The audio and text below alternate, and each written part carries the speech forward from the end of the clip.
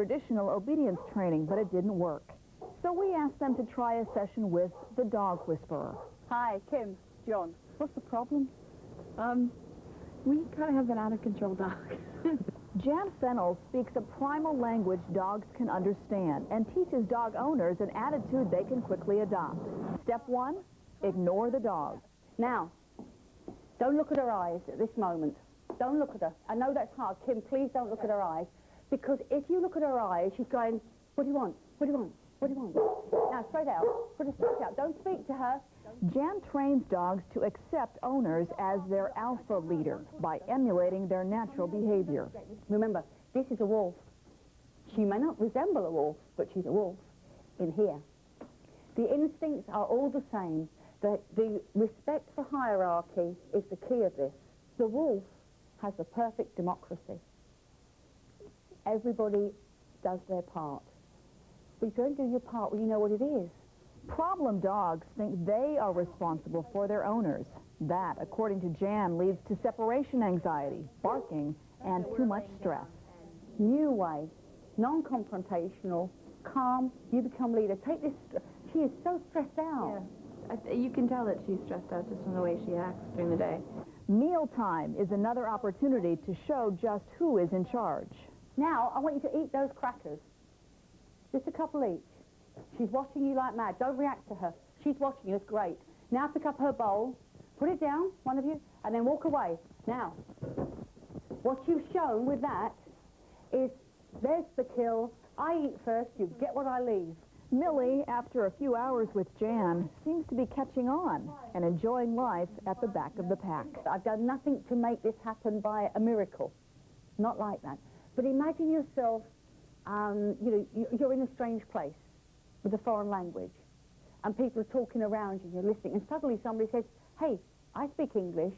You think, oh, thank goodness. That's all we've got at the moment. It's incredible. Like, we've never been able to really calm our dog down when it's, when we've had people over. Mm-hmm.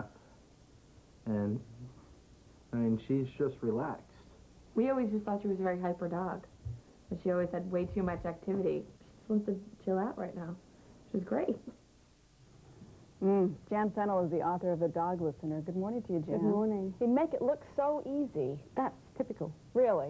Yeah, I've worked with thousands, and that is what happens. So how do you guarantee that the dog's owners will stay the head of the pack, so to speak? You saw the owners at the beginning. They're upset. They love their dog.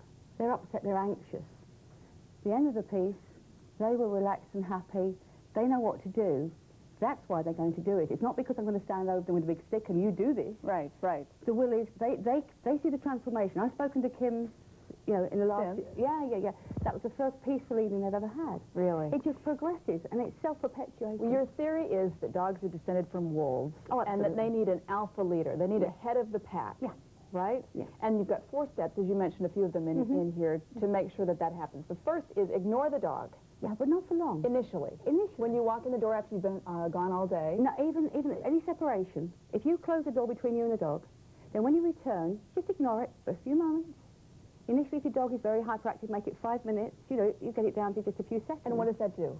That shows the dog that your comings and goings are no concern of the dog. If you come in and you say hello to the dog, you're saying, Your Majesty, before I enter the house, I have to give you homage. That it's sort of the center of the universe. Yeah. And so when you're not I'm around... in charge. Oh, yeah, remember, if it believes itself as leader, it's responsible for you. So when you go out the door, where's my babies? Right. So they rip up the furniture, they're hyperactive, they're distressed. What would any parent do? They're nervous because their babies are gone. Another thing, nervousness, noise. If you believe you're leader, who can you turn to? These are the kids. They don't know any more than you do. All right, dealing with danger signals. Yeah. A dog, you see, if a dog believes its leader, every day is a day of 1,000 threats. The postman, somebody walking past the house, they've gone out. Everything is a threat. You're on your nerves, ain't it? Yeah. But if you're not the leader, every day's breeze. Every day's fun, because the alpha, the leaders, can do as they like, and all you've got to do is respond when they want you. Cool. This is my little one. Her name is She's wonderful, isn't she? I noticed when she came in, you didn't pay attention necessarily. Well, she doesn't know me. She doesn't know. If you had a 3-year-old, yeah? Yes. And the child came in here with you, and I went to that 3-year-old, hello, I don't know you. And her eyes are a little bit anxious. Yeah. I'm not going to add to that anxiety. If we were together in a room quietly and she started coming to me, then I would start to communicate. I love dogs, but if to do it inappropriately scares them. I don't want to scare her. All right, next principle, how to take charge of the walk. Even Tess walks me sometimes. Yeah, well, if you're the leader, where should you be? Where should you be if you're the leader? Shouldn't you be? Oh, they should be following you. No, they should be by your side, relaxed. But if the dog believes it's leader, it's going to be in the front.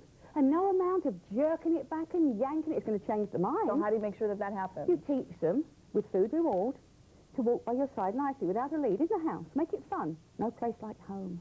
Dorothy said it, no place like home. Teach them manners like you do a child at home, working around. Then when you put the lead on, if it goes to go forward, no, sweetheart, back here.